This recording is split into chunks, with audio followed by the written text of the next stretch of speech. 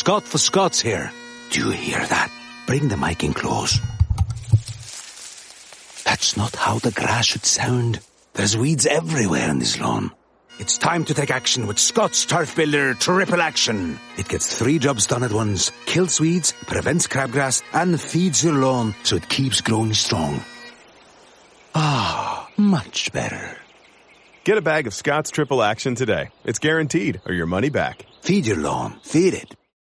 This episode is brought to you by Disney Plus. For the Bell family, basketball is everything. But can they navigate the game of life together? Based on Kwame Alexander's critically acclaimed best-selling novel and narrated by Daveed Diggs, The Crossover. Streaming Wednesday, April 5th, only on Disney Plus.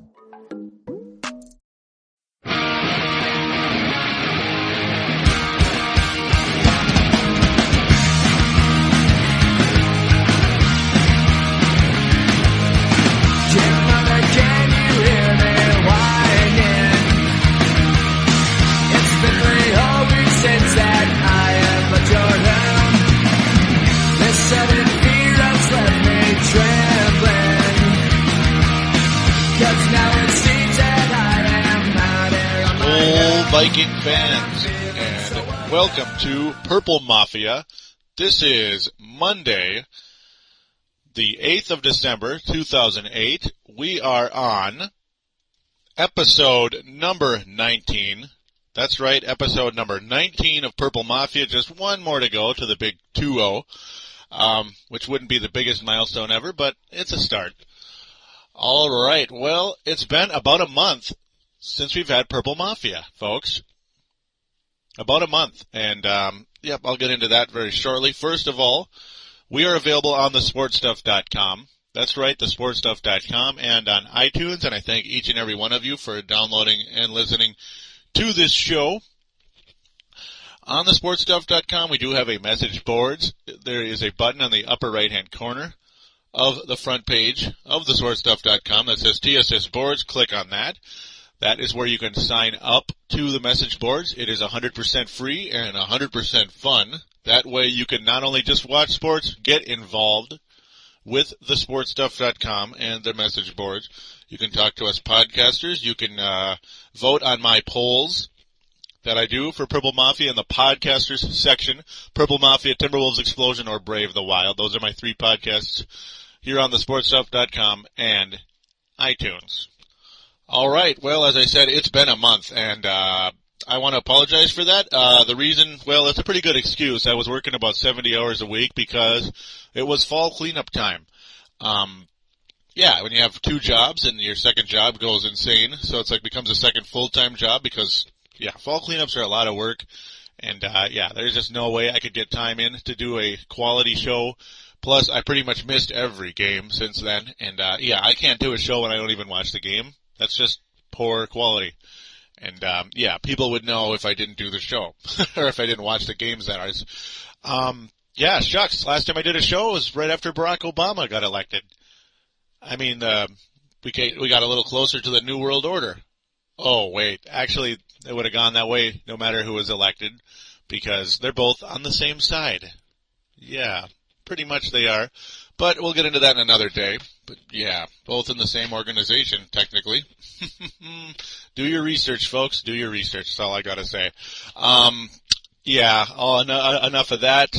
With that, I'm gonna take a quick break, and we're gonna actually get into the talk about the Lions game. Here on the sportstuff.com, we're bursting in blue with Timberwolves Explosion. Timberwolves fans, your show has arrived at last as we bring in a new era with Al Jefferson, Kevin Love, and Mike Miller. We're available on thesportstuff.com and also available on iTunes. Download and listen to in-depth and detailed coverage of your favorite team. Show your true blue and join this explosion of Timberwolves basketball. And we are back here on Purple Mafia. Again, episode number 19 for those of you who may be on an iPod and just aren't sure which episode you're listening to. Well, you're listening to episode number 19. And that was of the commercial you just heard was of the aforementioned Timberwolves Explosion. Do check it out. Available on here on thesportstuff.com and iTunes. You want to talk about change? Yeah, there's probably going to be some change there at some point. But now, on to the Vikings game.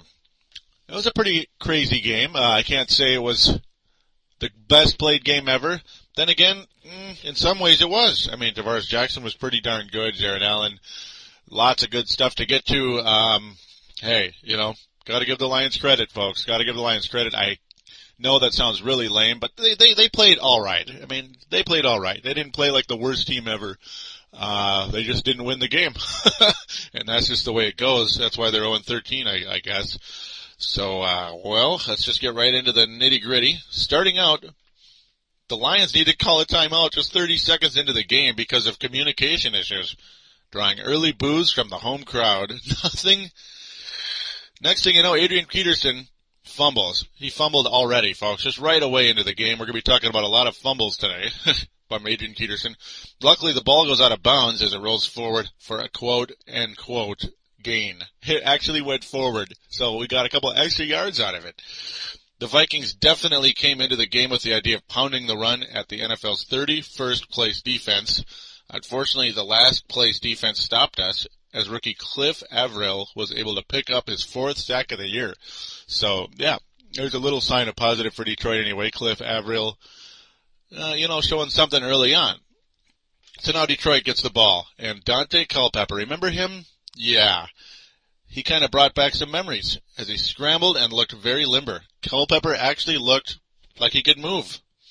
He found Colbert for a 28-yard gain, looking, on a rollout. He did a lot of those in this game. Next thing you know, Kevin Smith breaks through for a 14-yard gain and another first down.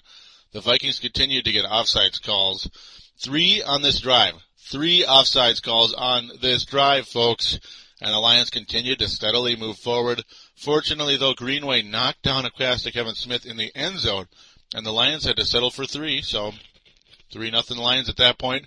Darius Raynaud, now, finally this name is brought up. Darius Raynaud was the kick returner for the Vikings here as he broke loose on a 43-yard kickoff return and is barely stopped by the kicker, Jason Hansen. And that was basically because Raynaud made a mistake. Raynaud actually turned the wrong way. So what do you do? He got an open field tackle, the kicker, Jason Hansen, the legend of Detroit. He's around from the Barry Sanders era, as we all remember. And almost immediately, though, on the Vikings drive, Frerrotte throws the ball right into Lions linebacker Ryan Neese, and the crappy feeling we were all getting continues to grow. As, yes, a lot of us were pretty worried that the Vikings could turn around from a emotional Chicago Bears win. We beat the Chicago Bears in the Dome, turn around and lose to the worst team in the league the next week. Yeah. That's Minnesota sports like. The Twins, the Vikings, the Wolves, the Wild, every dang one of them. It's just the way it goes. Another offside for the Vikings immediately, folks. Another offside, making it 4 in the first quarter. 4 in the first quarter, folks. That is ridiculous. As Culpepper goes deep on a free play that was thankfully intercepted, preventing disaster. And, of course, the Lions keep the ball, being it's a free play, so it wasn't really a real interception. It just wasn't a touchdown. And end of a sappy first quarter, the Lions still lead just 3-0. It was just, wow. It was like, okay, I think we're going to lose this game. No, I don't know. But then it was like, okay, who turned back the clock? Culpepper is suddenly remembering how to play, nailing Michael Gaines for a 27-yard gain. The Lions again can't convert in the red zone, but legendary Jason Hansen gets a chip shot field goal to make it 6-0 Lions. 6-0 Lions. And now that the Vikings get the ball back, being the run didn't really work so well as we started out with that, and we didn't really get very far. The Vikings then try to establish the passing game some, mixing in the run as well, so obviously the run's never going to go away. But then Peterson fumbles the ball again. That was the second time. Fortunately, he was already down when the ball came out, so I guess that one didn't really count, actually. It wasn't one of the 4 fumbles he got today, as the Vikings dodge a bullet. Visanthe Shenko is becoming a good weapon for Frerrotte as he brings in a 25-yard catch, which leads to a field goal, making it 6-3 Lions. And that was Visanthe Shenko is becoming one of the better tight ends right now, one of the better receiving tight ends in the league. And that was laughable to even think about that. Just like back earlier in the season, this guy was was probably the worst tight end in the NFL. I mean, literally, he had stone hands, just boof, or something. I don't know. Now it's back to the Detroit Lions again. Oh, goody. It's like, here we go again. They'll probably score again, right?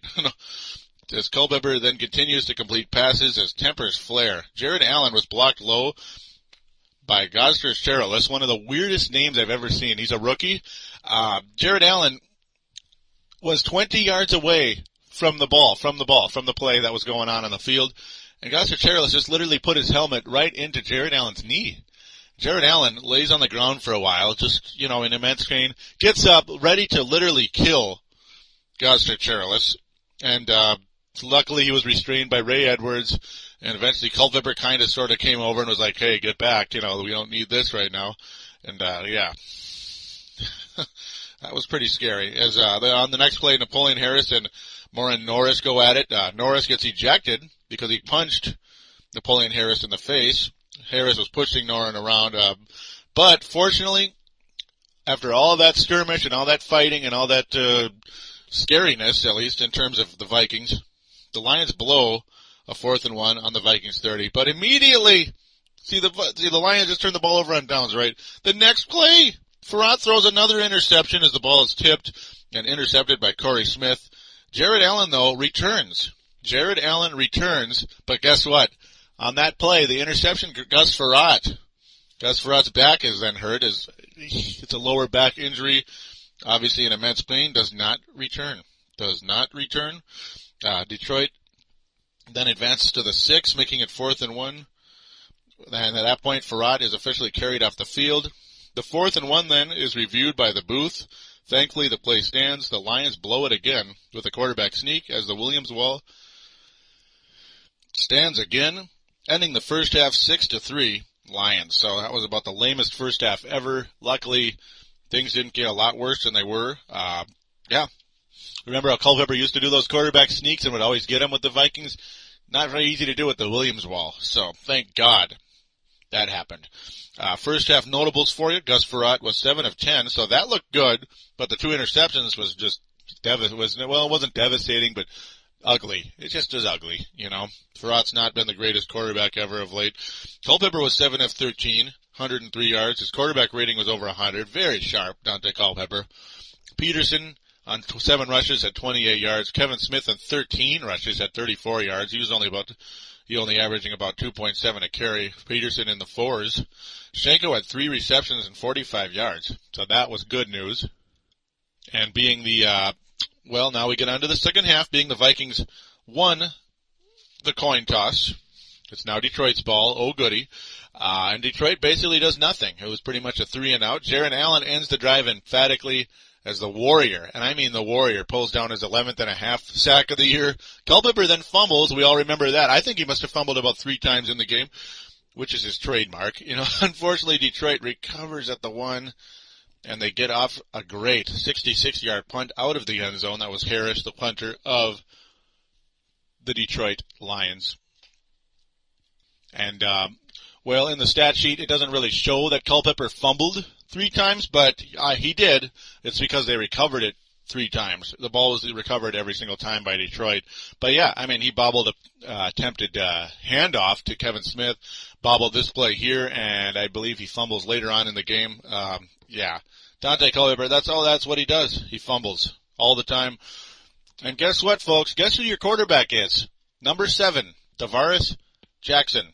Tarvaras Jackson, as we all hold our breath, as we all remember the 4 interception performance last year in Detroit. And remember my famous video on YouTube, the one that pretty much put me on the map where I went insane. I went berserk worldwide on YouTube, talking about the 6 turnovers apiece and blah, blah, blah, blah, blah. Yeah, so I was like, oh boy, please don't do it again, Tarvaras. Come on, please help us.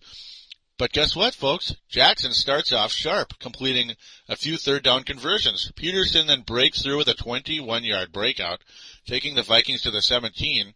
Chester Taylor then immediately breaks through a big hole up the middle and goes all 17 yards to pay dirt. 17 yards to pay dirt. Chester Taylor got a touchdown, making it 10-6 Vikings, completing the most impressive drive of the day so far. Yeah, that was spectacular. That really was awesome. It was like instant offense. Tarvaras Jackson. That's like a basketball term, kind of like a instant offense off the bench. Okay, I guess. The Vikings offense couldn't move at all. Tarvaras Jackson comes in, boom, immediately. So, gotta like that. I mean, it somehow motivated the team, I guess. And when the Detroit comes in on their next drive, they got off to a very sloppy start. Looks like the Vikings have stopped him, but then they're called for a hold in the secondary. Benny Sapp, number 22, giving the Lions a first down. And didn't you just know this would happen? On the very next play, Culpepper brings back memories again on a perfect deep pass to Calvin Johnson for a 70-yard touchdown bomb. Shades of the Culpepper to Moss days, and the Vikings hold their lead for less than 2 minutes as the Lions now make it 13-10. So an entertaining start to the second half, absolutely. But, that was the Culpepper of old right there. Just a cock back, boom, throwing it to number 84. And yes, Calvin Johnson, obviously, we all know is a superstar, just on a very bad team with bad quarterbacking, and now there is a quarterback that can throw a little bit. Culpepper actually looked like a veteran today. He really did.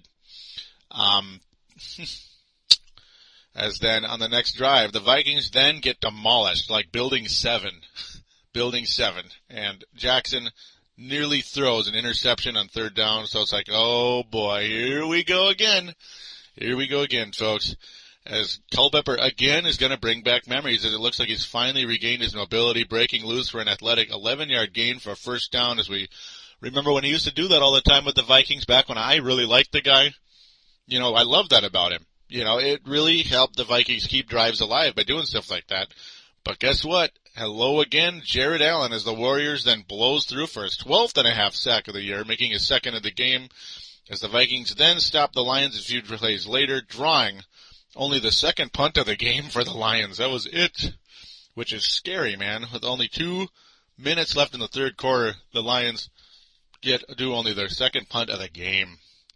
And, of course, it was another excellent punt by Harris. So, oh goody, that means more poor field position. Vikings offense, though, starts out sharp, converting 2 first downs as the third quarter comes to an end. The Lions, of course, are still up 13-10 at this point. At the start of the fourth quarter, the Vikings running game was looking really good, as now they have awakened. I mean, Taylor and Peterson just keep busting through, especially Peterson with an 8-yard gain, 9-yard gain, 11-yard gains here and there. Jackson looking really sharp. It's giving us all some confidence as the Vikings complete 2 more first downs. Jackson then completes a nice rollout pass, just like Randall Cunningham back in the day. This one was to Vasante Shenko for an 11-yard touchdown, making it 17-13. As the guy who may have been a part of costing Tarvaras Jackson his job by dropping multiple touchdown passes earlier in the year. One's in Green Bay, one against Chicago last year, one against the Colts this year. Very easily could have cost Tarvaras Jackson's job. I mean, it definitely helped cost him his job. At this point, there was 11-22 to go in the fourth quarter, so it's like, cross your fingers, folks. But guess what? The Lions then come back with a very similar type of drive, converting first down after first down with Culpepper and Kevin Smith leading the way. Calvin Johnson's sliding catch at the 7 was overturned, fortunately. That saved us, as it was basically called a trap. He didn't really have possession of the ball, putting the Lions at 4th and 11. Hansen then makes a 39-yard field goal, making it 17-16 Vikings with 5:44 to go. So Vikings dodge a huge bullet right there. That may have been one of the biggest parts of the game where, either way that went, whichever way that play went, it could have helped decide the game right there. That was a biggie. Adrian Peterson then on the following drive looking like Barry Sanders. Yes, I said it, folks. Barry Sanders. They broke one tackle after another for a 25-yard gain. Just broke through everybody. But at this point, something goes crazy with Adrian Peterson. I don't know what happened. It was a mental block or something. But I don't know what the heck. As he continues to bobble the ball. He fumbled the ball twice. The next 2 times he touched the ball, he bobbled it somehow. I don't know what the heck is going on. That was the fourth, that made it 4 fumbles for the day. Thankfully, every single one of them were recovered. The Vikings very lucky there. But then Chester Taylor, with that signature catch and run for a first down, as he is dependable on that play as anyone in the league, as the announcer said that as well. Had a big smile on his face. That guy is so valuable on those third down catch and runs or second down, whatever it is. Whatever it is, you get the first down out of it. And that's what matters most. But unfortunately, on 3rd and 8, AP slips. So now not only the bobbling, he just slips. Gets the ball, whoop, slides right to the ground. Play over. Now it's 4th and 11. Oh, goody. But luckily, the clock runs all the way down to 27 seconds, so time it's been ticking. Ryan Longwell, Mr. Clutch, Mr. Legend. He's going to be a legend when it's all said and done. Hope he gets a ring at some point. Then attempts a 50-yarder and nails it, making it 20-16 Vikings. With 22 seconds left, as we say our prayers with our special teams coverage. Fortunately, the return is stopped at the 29. Culpepper then tries to go deep, but Ray Edwards knocks the ball loose. The Ryans recover the ball again, so that was there's the fumble that I was talking about. But the clock runs all the way down to 1 second left. 1 second. All that time just went tick-tock, tick-tock. And Culpepper actually hurt his shoulder on that play. He probably would be able to recover later, but they need to throw the ball deep now. So they have to put Drew Henson in. They're screwed, as he can't even get rid of the ball. The Vikings survive and go to 8-5. They survive to go 8-5 and remain in first place. So that works. Not the most exciting performance ever, but not the worst ever.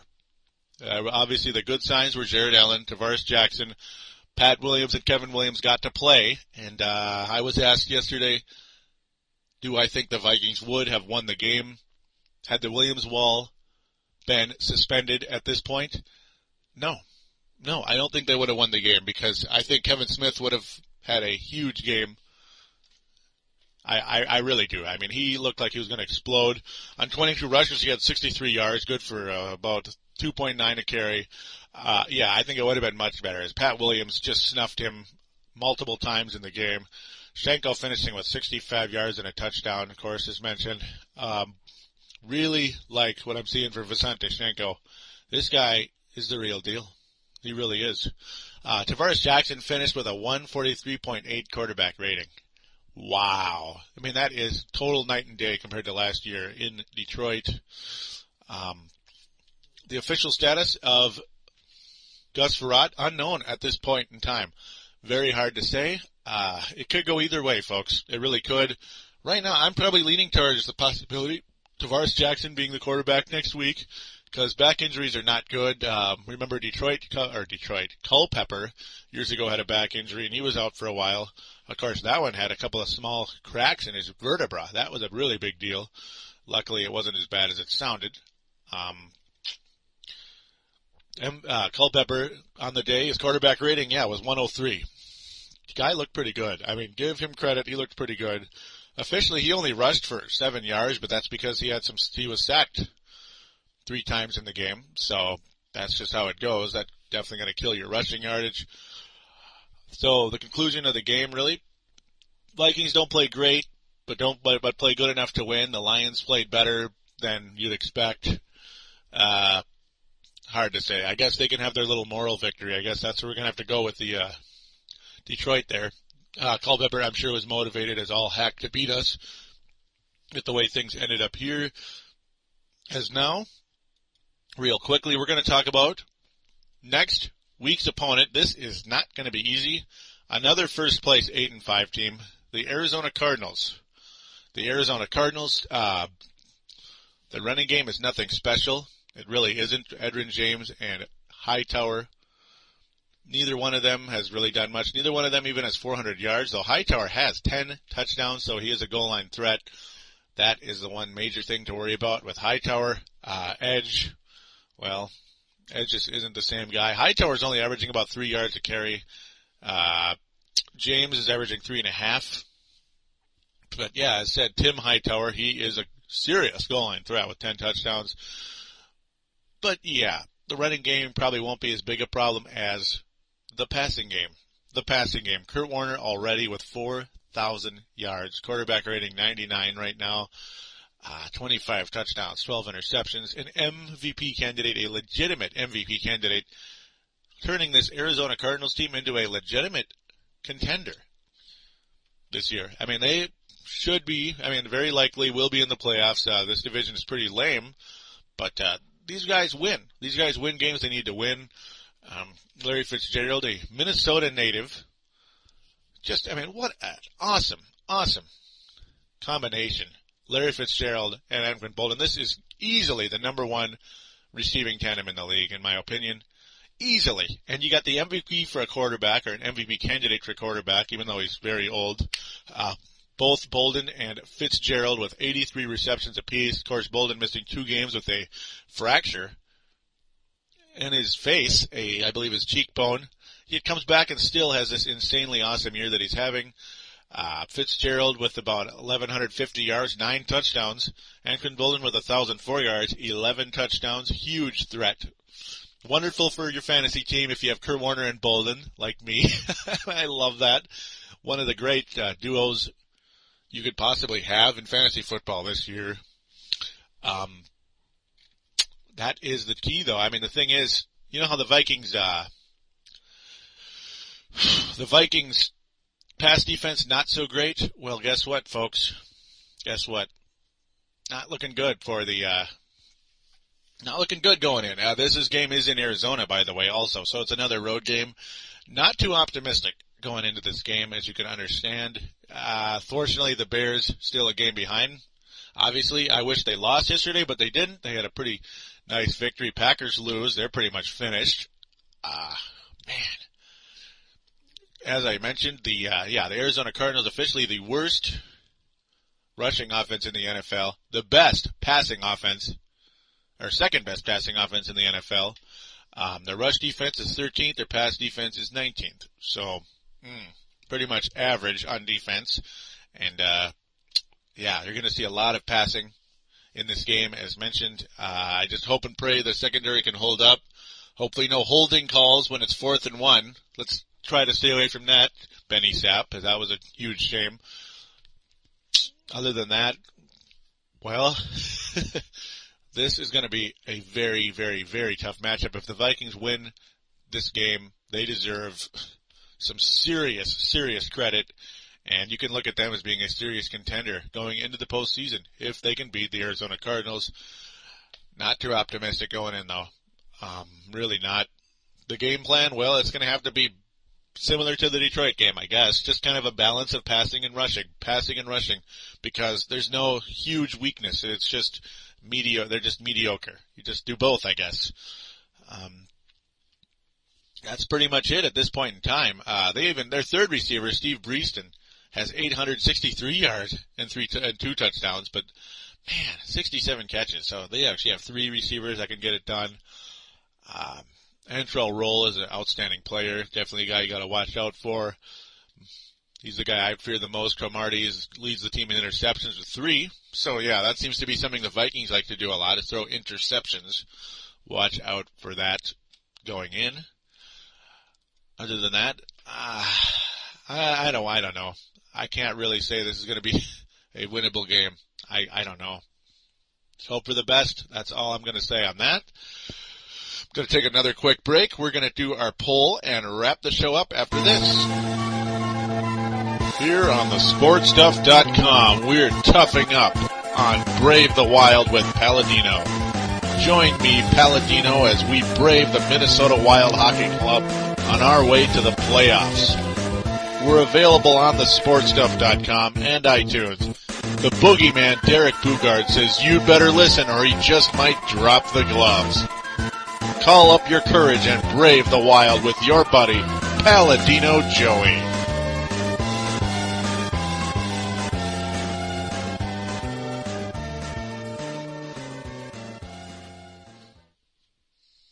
And we are back once again here on Purple Mafia. Again, episode number 19 of Purple Mafia. That was the Brave the Wild podcast commercial you just heard. Wild Hockey. Well, haven't done that show in a while either. Wolves Explosion, I finally get that done earlier this week. That was fun to do. Really enjoyed it. A very energetic show this last week. Do check it out on thesportstuff.com and iTunes. Brave the Wild, I'll get that done probably Wednesday or Thursday at the latest.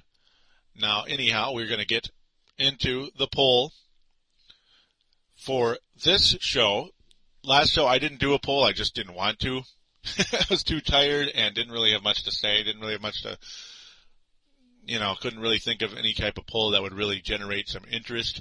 This one, I'm going to put, who was your MVP against Detroit? Was it Jared Allen, Tarvaras Jackson, Pat Williams, or Visanthe Shenko? I just saw those four as the main cogs of the victory. Of course, Jared Allen with his guttiness, his sacks, and just flat out being a terror for Daunte Culpepper all day, including some nice tackles for loss on Kevin Smith. Tarvaras Jackson, of course, providing that instant offense when Gus Frerrotte was injured, totally changed the offensive game in the second half. Pat Williams, insanely good against Kevin Smith, just awesome.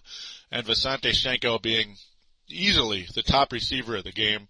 Just so steady, so steady. I love Visanthe Shenko, and never dreamt you'd hear me say that earlier in the year. I wanted this guy hauled on the Greyhound, driven off on the Greyhound bus to the NFL unemployment line, to the soup line of the NFL. Now I want him signed for, as long as he's signed, I guess. Let's just say that. Let's be careful here, right? Because I know it's already a long contract, so let's leave it as is. Keep it up, Visanthe, and hope that Pat Williams, Kevin Williams will not be suspended, as of course that deal is in the courts. I didn't really talk about it much today because, you already know about it. It's constantly in the news. Why talk about something that's just up in your face all the time? Other than that, really, it's at the courts right now.